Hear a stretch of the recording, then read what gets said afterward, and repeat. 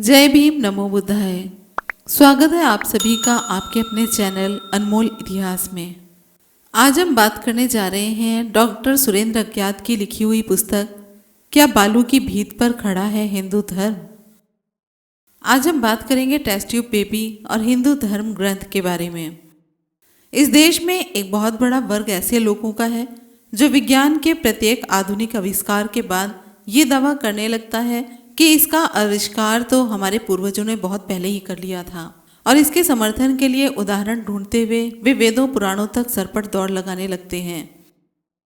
जब से आधुनिक वैज्ञानिकों ने टेस्ट ट्यूब बेबी में से बच्चे को पैदा किया है, तब से ये लोग ये सिद्ध करने के लिए हाथ पैर मार रहे हैं कि उनके पूर्वजों ने यह चमत्कार तो हजारों वर्ष पहले ही कर दिखाया था। इसके लिए वे वेदों पुराणों आदि की काल्पनिक और असंभाव्य किस्से कहानियों को वैज्ञानिक शब्दावली के पैबंद लगाकर पेश कर रहे हैं, और इस तरह के लेख कई पत्रिकाओं ने बड़े जोर शोर से प्रकाशित हो रहे हैं। इससे पहले कि हम उन किस्से कहानियों के बारे में बात करें, विचार करें, हमें ये स्पष्ट हो जाना चाहिए कि टेस्ट ट्यूब बेबी यानी कि परखनली शिशु क्या है और इसकी उत्पत्ति की क्रिया क्या है। इस प्रक्रिया को अंग्रेजी में IVFET कहते हैं, जिसका अर्थ है परखनली में उपजाऊपन और गर्भ स्थानांतरण। इस प्रक्रिया में क्या किया जाता है? इसमें स्त्री के डिंबाशय में हार्मोनों द्वारा डिंब को परिपक्व किया जाता है, तब उसे वहां से निकाला जाता है। डिंबाशय से डिंब को निकालने के लिए अब अल्ट्रासाउंड तरंगों का उपयोग किया जाने लगा है। जब तरंगे महिला के गर्भ में छोड़ी जाती हैं तो डिंबाशय के डिंब अल्ट्रासाउंड यंत्र के पर्दे पर उभरने लगते हैं। इन डिंबों को एस्पराइटर द्वारा निकाला जाता है। इस प्रक्रिया में ना तो स्त्री को बेहोश किया जाता है और न ही ज़्यादा देर लगती है। पूरी क्रिया में मरीज को एक सुई चुभोई जाती है। इन निकाले गए डिंबों को सूक्ष्मदर्शी यंत्र से निरीक्षण करने के बाद उन्हें पेट्री डिश में रखा जाता है, जिसमें जीवाणु रहित पोषक द्रव्य होता है। इस विधि से प्राप्त डिंबों को 6 घंटे तक तथा नर के शुक्राणुओं को 30 मिनट तक 37 डिग्री सेंटीग्रेड पर इंक्यूबेटर में रखकर गतिशील किया जाता है। पेट्री डिश में डिंबों और शुक्राणुओं को मिलाकर फिर इसी इंक्यूबेटर में रख दिया जाता है। 2 दिन बाद ये भ्रूण में बदलना शुरू कर देते हैं। इन भ्रूणों को एक नली के द्वारा हवा के दबाव से महिला के गर्भ में स्थापित कर दिया जाता है और उचित समय पर स्त्री बच्चे को जन्म देती है। ये तो हो गई परखनली में शिशु की बात, यानी कि टेस्ट ट्यूब बेबी के बारे में जानकारी। अब हम देखेंगे कि हिंदू धर्म ग्रंथों में किस तरह की किस्से कहानियों को अतीतवादी हिंदू परखनली में जन्मे शिशुओं के उदाहरण के तौर पर प्रस्तुत करते नहीं अघाते। सबसे पहले आते हैं घड़े से अगस्त्य और वशिष्ठ। ऋग्वेद में आता है कि मित्र और वरुण देवता उर्वशी नामक अप्सरा को देखकर काम पीड़ित हुए। उनका वीर्य स्खलित हो गया, जिसे उन्होंने यज्ञ के कलश में डाल दिया। उसी कलश से अगस्त्य और वशिष्ठ उत्पन्न हुए। आप यहाँ पर मंत्र भी देख सकते हैं जो कि ऋग्वेद में आता है। इसका अर्थ है, हे वशिष्ठ, तुम मित्र और वरुण के पुत्र हो। हे ब्राह्मण, तुम उर्वशी के मन से उत्पन्न हो। उस समय मित्र और वरुण का वीर्य स्खलन हुआ था। विश्व देवगण ने दैवीय स्तोत्र द्वारा पुष्कर के बीच तुम्हें धारण किया था। यज्ञ में दीक्षित मित्र और वरुण ने स्तुति द्वारा प्रार्थित होकर कुंभ के बीच एक साथ ही रेत यानी कि वीर्य स्खलन किया था। अनंतर मान यानी कि अगस्त्य उत्पन्न हुए। लोग कहते हैं कि ऋषि वशिष्ठ उसी कुंभ से जन्मे थे। इसके बाद बारी आती है कार्तिकेय की उत्पत्ति के बारे में। वाल्मीकि रामायण में आता है कि अग्नि देवता ने गंगा को गर्भवती किया। जब वह उसे धारण करने में कठिनाई अनुभव करने लगी तो उसने उसे हिमालय के पास एक जंगल में फेंक दिया। उस फेंके हुए गर्भ से जो बालक उत्पन्न हुआ वह कार्तिकेय यानी कि शिव का दूसरा पुत्र कहलाया। और ये रहा वो श्लोक जो कि वाल्मीकि रामायण में दिया गया है।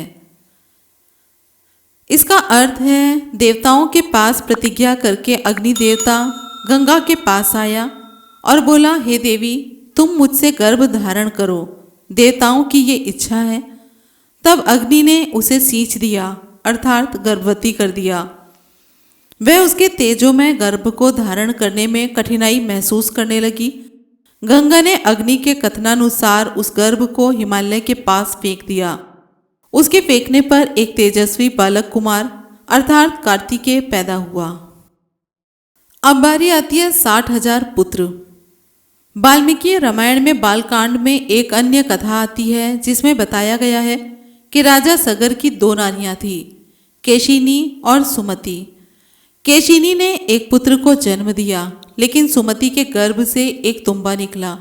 उसके फटने से 60,000 पुत्र उससे निकले।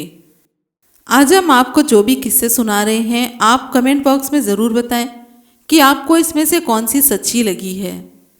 आपके सामने ये रहा वो श्लोक जो कि वाल्मीकि रामायण में लिखा है।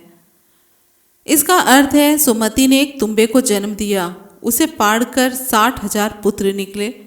उन्हें धायाओं ने घी के घड़ों में डाल दिया। काफी समय बाद वे सब बड़े हो गए। यहाँ पर एक शब्द आया है धायाओं ने। धाया वो होती हैं जो आजकल नर्स कही जाती हैं, या फिर आप उन्हें दाई भी कह सकते हैं।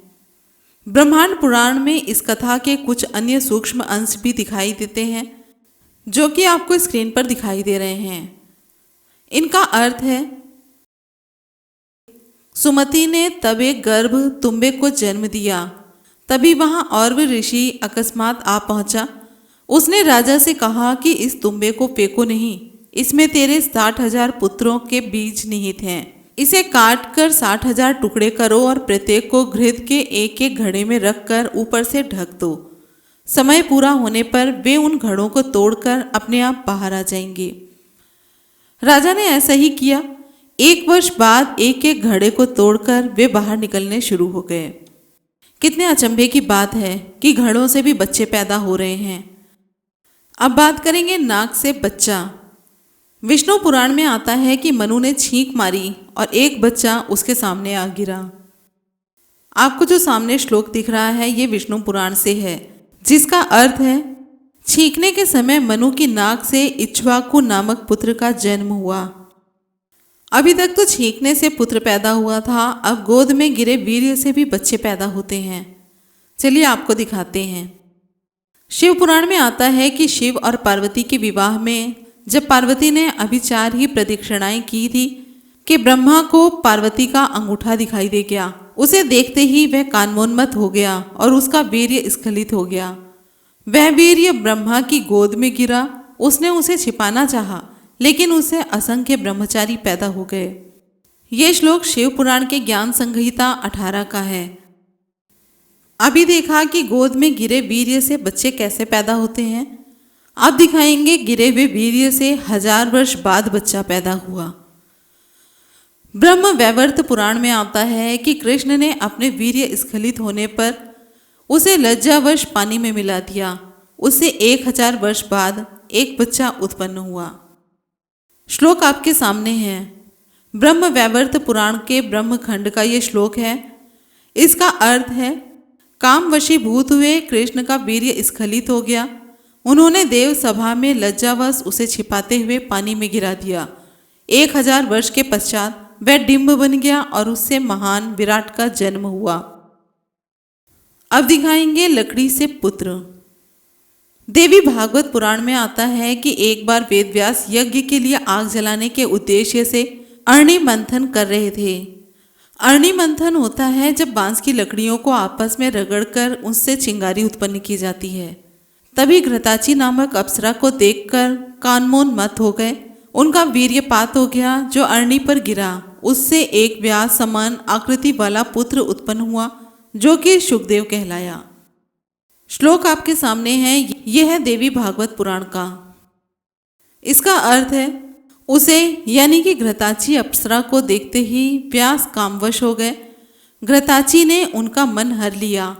आग पैदा करने के लिए अरणि मंथन करते हुए मुनि का वीर्य अरणि पर ही गिर गया। उसकी परवाह न करते हुए व्यास अरणि मंथन करते रहे। उससे व्यास सदृश आकृति वाला शुक नामक बालक पैदा हुआ। आप यहाँ पर ध्यान दीजिए कि यहाँ पर घृताची अप्सरा को देखकर वो कामवश हुए थे, लेकिन उनका जो वीर्य था वो उस जो बांस की लकड़ी थी उस पर गिरा था और उससे बालक पैदा हुआ था। श्रीमद् भागवत पुराण में आता है कि अपने बड़े भाई उतथ्य की गर्भवती पत्नी ममता के साथ बृहस्पति ने बलात्कार पूर्वक संभोग किया। उसके वीर्य से भारद्वाज नामक पुत्र उत्पन्न हुआ। स्क्रीन पर आपको श्लोक दिखाई दे रहा है और ये भी दिया है कि श्रीमद् भागवत पुराण का ये श्लोक है और कौन से पेज का है वो भी दिया हुआ है। कमेंट बॉक्स में आकर प्रमाण पूछे जाते हैं कि ये प्रमाण आपको कहाँ से मिला। यहाँ आपसे उसी बात पर चर्चा हो रही है जो आपके वेद पुराण में पाया गया है। जो स्क्रीन पर आपको श्लोक दिखाई दे रहा है उसका अर्थ है, बृहस्पति गर्भवती भावज से संभोग में प्रवृत्त हुआ, उसे रोका, वह गर्भ को श्राप देकर संभोग रत हुआ और उसका वीर्य स्खलित हुआ। उस वीर्य को भावज फेंकना चाहती थी ताकि उसका पति उससे नाराज होकर उसे त्याग न दे। तब देवताओं ने कहा, हे मूर्ख औरत, इस द्वाज यानी कि वीर्य को भर ले। भरने का मतलब यहाँ पर धारण करने से है। उसने उसे धारण किया और जिस पुत्र को उसने जन्म दिया वह भारद्वाज कहलाया। यहाँ पर बात थोड़ी सी अटपटी सी लग रही है क्योंकि वो जो भावज थी वो पहले से ही गर्भवती थी। अगर वो पहले से गर्भवती थी तो बृहस्पति ने किसे गर्भवती किया।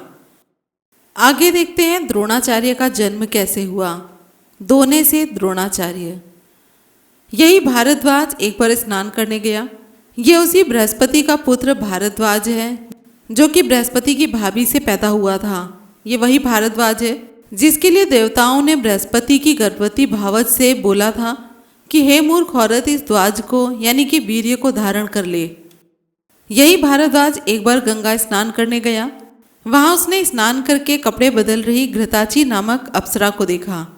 उसके शरीर के एक भाग से उसका कपड़ा सरक गया। उसे देख भारद्वाज का वीर्य स्खलित हो गया, जिसे उसने एक द्रोण यानी कि दोने अथवा प्याले में रख दिया। उससे एक बालक उत्पन्न हुआ जो द्रोण से उपजने के कारण द्रोण कहलाया। और ये श्लोक मिलेगा आपको महाभारत के आदि पर्व में। अब जब द्रोणाचार्य की बात हो चुकी है तो साथ में कृपाचार्य की भी बात करते हैं। महाभारत बताता है कि शरद्वान ऋषि ने जानपदी नामक अप्सरा को वन में जब एक वसना में देखा तो उसका वीर्यपात हो गया जो एक सरकंडे के गुच्छे पर गिर गया। उससे कृप नामक बालक पैदा हुआ जो कौरवों और पांडवों का धनुर्वेद का आचार्य बना। और ये श्लोक आपको आदि पर्व में मिलेगा। इसका अर्थ है, तब इंद्र ने जानपदी नाम की अप्सरा को भेजा। उसे वन में एक वस्त्र पहने देखकर शरद्वान की आंखें फटी रह गई। उसके हाथ से धनुष बाण गिर गए, शरीर कांपने लगा, उसका वीर्य स्खलित हो गया। वह वीर्य सरकंडे के गुच्छे पर गिर गया। उससे 2 बच्चे पैदा हुए, एक लड़का और एक लड़की। शिकार को निकले राजा शांतनु को उसके एक आदमी ने ये बच्चे दिखाए। वह उन्हें घर ले आया क्योंकि उसने उन पर कृपा करके उन्हें पाला पोसा था, अतः उनके नाम भी वैसे रखे गए, कृप और कृपी। आदमी की कोख से लड़का। श्रीमद् भागवत पुराण में लिखा है कि राजा युवनाश्व ने एक बार इंद्र यज्ञ रचा। रात को प्यास से पीड़ित होकर वह यज्ञशाला में पहुंचा। वहां पुरोहितों को सोता देखकर वह एक घड़े में से पानी लेकर पी गया। उस पानी को पुत्रोत्पन्न करने वाले मंत्रों से अभिमंत्रित किया हुआ था।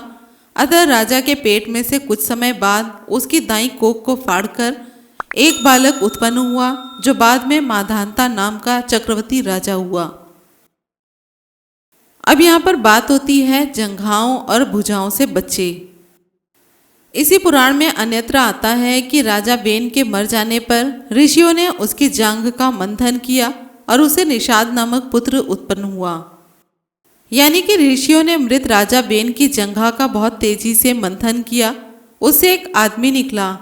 उसका कौवे जैसा काला रंग था। वह छोटे अंगों, छोटी भुजाओं, बड़ी ठुड्डी, छोटे हाथ, आगे से नीची नासिका, लाल आंखों और तांबई केशों वाला था। वह निषाद कहलाया। फिर उसी मृत राजा की भुजाओं को रगड़ा गया। उनसे पुनः एक लड़का और एक लड़की पैदा हुए। यानी कि फिर उस पुत्रहीन राजा के शव की भुजाओं का विप्रों ने मंथन किया। उनसे एक लड़का और एक लड़की उपजे। उन्हें देखकर ब्रह्मवेत्ता ऋषियों ने कहा, यह लड़का पृथु नाम से विख्यात होगा और महाराजा बनेगा। तथा यह लड़की अर्ची नाम से जानी जाएगी। गाय से मानव शिशु। पद्म पुराण में आता है कि आत्माराम नामक निसंतान ब्राह्मण को एक महात्मा ने एक बार ऐसा फल दिया जिसे खाने से अपने आप गर्भ ठहर सकता था।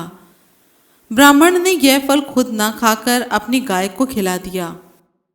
यानी कि 3 महीने बाद गाय ने एक सुंदर, दिव्य और स्वर्ण की तरह चमक रहे बालक को जन्म दिया।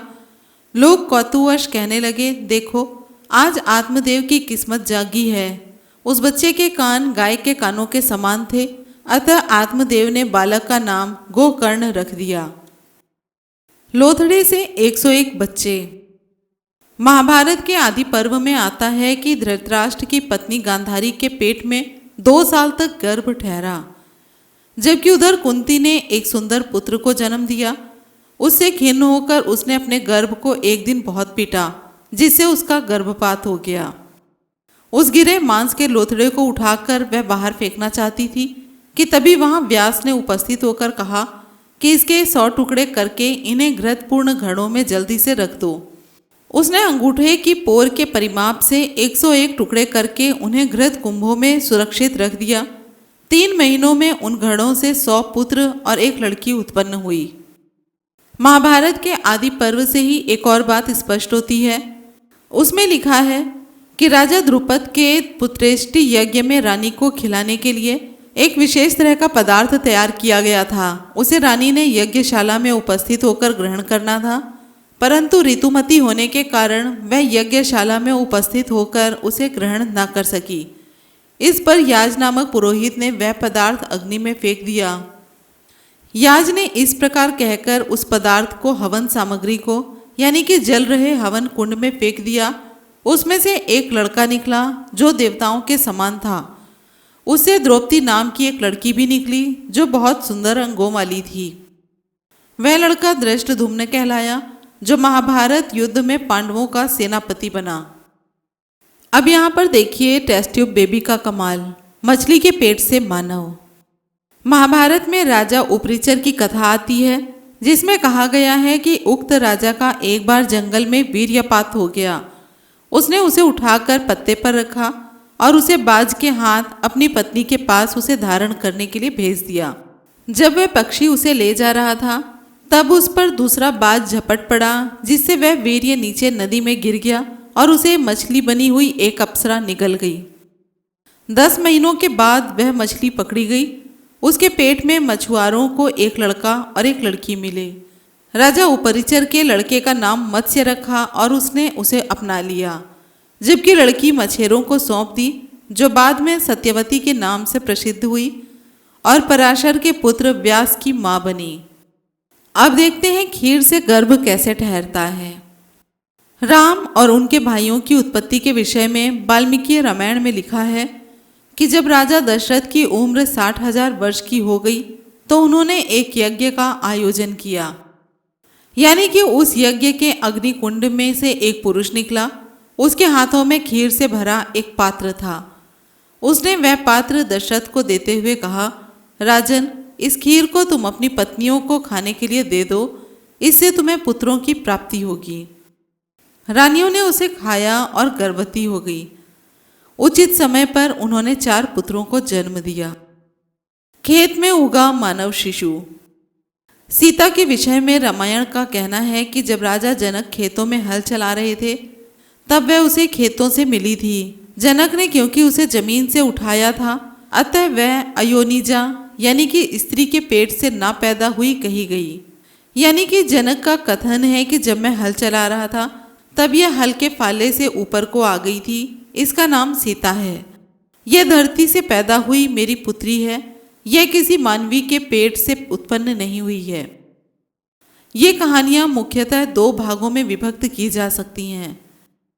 पहली है अज्ञानजन्य और दूसरी है बेसिर पैर की। अज्ञानजन्य कहानियों को फिर से 4 उपशीर्षकों में विभक्त किया जा सकता है। पहला है ऐसी कहानियां जो इस अज्ञानवश पेश की जाती हैं कि बच्चा परख नली में ही जन्मता है, जबकि वास्तव में ऐसा नहीं होता। जैसा कि हमने पहले भी देखा है कि जिन कहानियों में घड़े में से बच्चे जन्मते दिखाए गए हैं, उन्हें पेश करने वाले लोग इसी अज्ञानता के शिकार हैं। दूसरा, ऐसी कहानियाँ जो पेट और गर्भाशय के अंतर को ना समझने के कारण पेश की जाती हैं। बच्चा गर्भाशय में विकसित होता है, ना कि पेट में। इसी अज्ञान के कारण मुंह से निकले वीर्य से पेट में बच्चे विकसित होते हैं और इसी तरह की कहानियों को परखनली शिशु के प्रतिरूप बताने वाले इसी प्रकार की अज्ञानता के शिकार हैं। तीसरा, ऐसी कहानियाँ जो वीर्य के कीटाणुओं की प्रकृति से परिचित न होने के कारण पेश की जाती हैं। इनमें वीर्य को ऐसे पदार्थ के रूप में पेश किया जाता है जिस पर दूसरे जीवाणुओं, तापमान की कमी बेशी आदि का कोई प्रभाव नहीं होता। उसकी कार्यक्षमता वैसी की वैसी ही बनी रहती है, जबकि असलियत ये है कि एक निश्चित तापमान से कम या अधिक हो जाने पर उसके जीवाणु नष्ट हो जाते हैं और उनकी उत्पादन क्षमता समाप्त हो जाती है। जिन कहानियों में वीर्य को लकड़ी पर गिरा हुआ, पत्तों आदि पर पड़ा हुआ दिखाया गया है, उन्हें पेश करने वाले लोग वीर्य की प्रकृति संबंधी अज्ञान के शिकार हैं।